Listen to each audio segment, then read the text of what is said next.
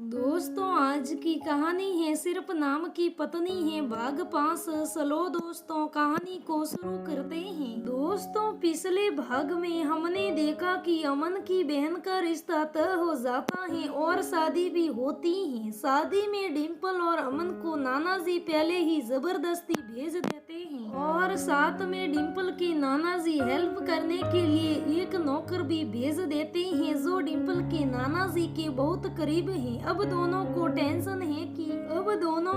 में है कि अगर इस नौकर को दोनों की सच्चाई पता चल गई तो क्या होगा। इसी टेंशन में दोनों एक ढाबे पर रुकते हैं और खाना खाते हैं और प्रॉब्लम का सलूशन भी निकालते हैं और अपने घर के लिए रवाना होते हैं। दोस्तों, आज हम देखते हैं कि अमन के घर पर क्या होगा। अमन सच्चाई बता पाएगा या नहीं बता पाएगा। डिम्पल का क्या हाल होता है अमन के गाँव में। क्या अमन के घर वाले डिम्पल को एक्सेप्ट करेंगे यहाँ नहीं, देखते हैं। ये सब देखने के लिए चलो दोस्तों, ये 5वां भाग देखते हैं। अब दोनों डिम्पल अमन घर पहुँच जाते हैं। घर वाले खुशी खुशी डिम्पल का गृह प्रवेश कराते हैं। डिम्पल, तुम इस घर में नई बहू के गृह प्रवेश के रस्में निभाते हुए परेशान तो नहीं हुई ना। डिनर के बाद अमन डिम्पल के साथ अपने घर के एक कमरे में आया तो उसने डिम्पल से सबसे पहले यही सवाल किया, अरे नहीं यार, मुझे तो ये सब करते समय इतनी ज्यादा खुशी हुई कि बता नहीं सकती। मैं तो यहाँ आते समय बेवजह ही सोच कर डर रही थी कि पता नहीं तुम्हारे मम्मी पापा मेरे साथ कैसा व्यवहार करेंगे। पर मैंने जब से इस घर में कदम रखा तभी से ये सोच कर हैरान हूँ कि गाँव में रहने वाले लोग इतनी प्रोग्रेसिव सोच में कैसे हो सकते हैं। तुम्हारे मम्मी पापा ने न इस बात के लिए कोई नाराजगी जाहिर की तुमने उनसे बिना पूछे शादी कर ली और न इस बात के लिए कि उनकी बहू पहली बार उनके घर इस गांव की महिलाओं की तरह नहीं बल्कि जींस और टी शर्ट जैसे मॉडर्न गर्ल के कपड़े पहन कर आई है। सच में जो भी तुम्हारी वाइफ बनेगी बहुत लकी होगी। डिम्पल ने कमरे में मौजूद लंबे चौड़े बेड पर बैठकर अमन के सवाल का लंबा चौड़ा जवाब दिया। Thanks for operation. Aman Dimple के जवाब का संक्षिप्त प्रतिक्रिया देते हुए बेड पर दीवार की ओर जाकर लेट गया। क्या मैं तुम पर कोई आसान करने के लिए आई हूँ जो तुम मुझे थैंक्स बोल रहे हो? थैंक्स तो मुझे तुमसे बोलना चाहिए इतनी अच्छी फ्रेंडली कंपनी देने के लिए। Okay, good night. Aman please मुझे और 2 मिनट का टाइम दे दो। ओके, बोलो क्या कहना चाह रही हो? ये नीलम कौन है जिसको लेकर तुम्हारी बहन ने ये कहा कि नीलम भाभी आएगी तो वो शादी के मंडप में नहीं आएगी? इस घर की बड़ी बहू है ये। उन लोगों की बात सुनकर मुझे भी लगा था, पर किरण ने उनसे इतनी नफरत करने की वजह मुझे अभी तक समझ नहीं आई। भाभी ने भैया को इस परिवार से दूर कर दिया, इसलिए माँ को छोड़कर इस घर के सारे लोग भाभी से नफरत करते हैं। फिर तो किरण की मांग बिल्कुल जायज है। आई थिंक हर लड़की को अपने पति को उसके परिवार से दूर करने जैसी घटिया हरकत करने से बचना चाहिए। अब मेरे पास आज के लिए सिर्फ एक लास्ट क्वेश्चन बचा है। यह नीरज के 50 लाख का सोना लगाकर सैन से बंशी बजाने वाली तुम्हारे बापूजी की कही गई बात का क्या मतलब है? उन्होंने ये बात भैया के लिए कही थी। एक्चुअली भैया डॉक्टर बनते ही उनकी पढ़ाई में लगने वाली सारी रकम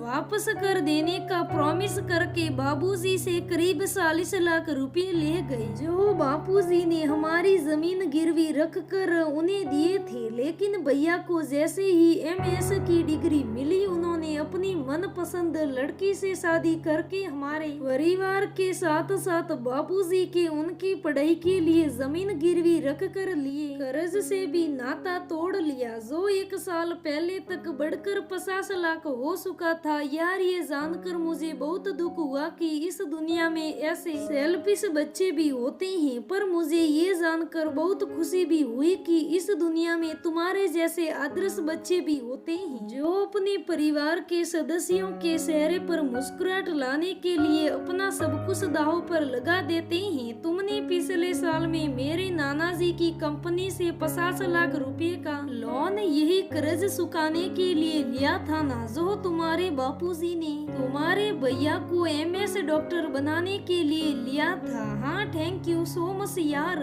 and I salute to you because तुमने ऐसा करके इस धारणा को जिंदा रखने में बहुत बड़ी मदद की कि माता पिता की खुशियों के लिए हंसकर वनवास स्वीकार कर लेने वाले राम हर युग में पैदा होते हैं। मैं हमेशा ये सोचकर प्राउड फील करती रहूंगी कि मुझे कलयुग के एक राम के साथ काफी लंबा समय बिताने का गुड लक हासिल हुआ। तुम्हारी बातें मुझे बहुत अच्छी लग रही हैं, but I am really so sorry. मैं आज तुम्हारी कोई और बात नहीं सुन पाऊंगा। ये कहना सारे हो ना तुम। हाँ यार, पर मैं हर बात की तरह तुम्हारी इस बात पर ये नहीं कहूंगी कि तुम्हारा कुछ नहीं हो सकता, क्योंकि आज मैं जान गई हूँ कि तुम्हारी लाइफ में ऐसी बहुत सी रिस्पॉन्सिबिलिटीज हैं जिन्हें हम जैसे लोग निभाने की कल्पना भी नहीं कर सकते। अब तुम मेरे ये लास्ट बात सुनने के बाद आराम से सो सकते हो कि तुम आज से खुद को कभी अकेला मत समझना, क्योंकि मैं उम्र भर तुम्हारी दोस्त,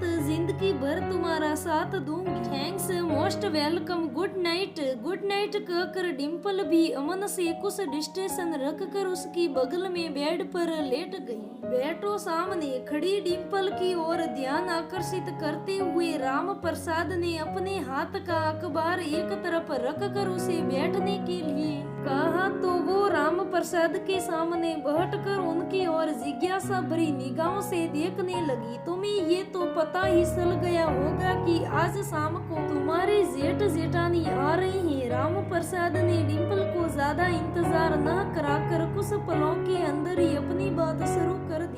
जी बाबूजी, डिम्पल ने धीमे स्वर में शालीनता के साथ जवाब दिया, और तुम्हें ये भी पता होगा कि उन लोगों के स्वार्थी रवैया अपना लेने की वजह से हमारी सास को छोड़कर इस घर के सभी लोग उन दोनों से खफा हैं। जी बाबूजी, और पता होगा कि हमारी बेटी किरण अपनी बड़ी भाभी को उसकी शादी की किसी भी रस्म में शामिल न होने देने की जिद पर अड़ी हुई है। जी, हमने उसे ये जिद छोड़ने के लिए, मनाने की वजह सौंपने के लिए ही तुम्हें यहाँ बुलाया है। क्या तुम ये जिम्मेदारी लेने के लिए तैयार हो? जी बाबूजी, मैं उसे ये जिद छोड़ने के लिए मनाने की पूरी कोशिश करूंगी। क्या अब मैं जा सकती हूँ? हमारी एक बात और सुन लो, बाद में चली जाना। हम तुमसे यह कहना चाह रहे हैं कि तुम्हें हमारी गांव की विवाहित महिलाओं जैसे ये परिधान पहनकर रखने में कोई परेशानी हो रही हो तो तुम अपने सामान्य कपड़े पहनना जारी रख सकती हो। धन्यवाद बाबूजी, पर मुझे ये परिधान सॉरी, मुझे ये परिधान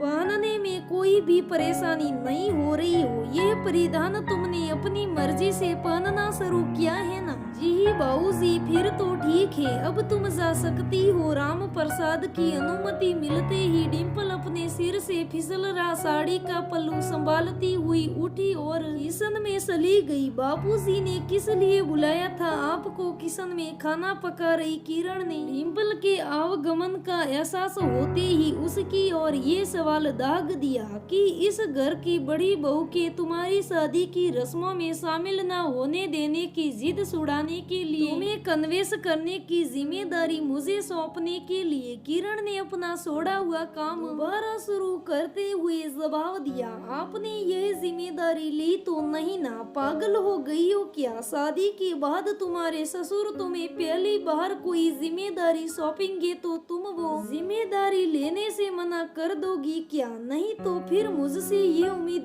क्यों कर रही होगी? मैंने ये जिम्मेदारी लेने से मना कर दिया होगा क्योंकि आप मेरी तरह एक साधारण कुर्सिक परिवार की बेटी न होकर बहुत बड़े घर की बेटी हैं। यू मी टू से कि बड़े घर की लड़कियों को अपने ससुर की दी गई जिम्मेदारी को लेने से मना करने का राइट होता है और साधारण घर की लड़कियां नहीं, इस घर की बड़ी बहू तो यही मानती है। दोस्तों आज के लिए बस इतना ही, फिर मिलते हैं अगले भाग में। दोस्तों देखते हैं आगे क्या होता है। डिम्पल के जेठ जेठानी आते हैं या नहीं, वो शादी में शामिल होंगे या नहीं, किरण मानेगी या नहीं, डिम्पल की और उसकी जेठानी की बनेगी या नहीं, वो कैसी लगती है, क्या होता है, ये सब देखने के लिए आपको देखना होगा अगला भाग। तब तक बने रहे हमारे साथ, हम जल्दी ही अगला भाग लेके आएंगे। दोस्तों ये भाग कैसा लगा, जल्दी से जल्दी अगला भाग देखने के लिए हमें कमेंट करके जरूर बताना। धन्यवाद दोस्तों, फिर मिलते हैं अगले भाग में।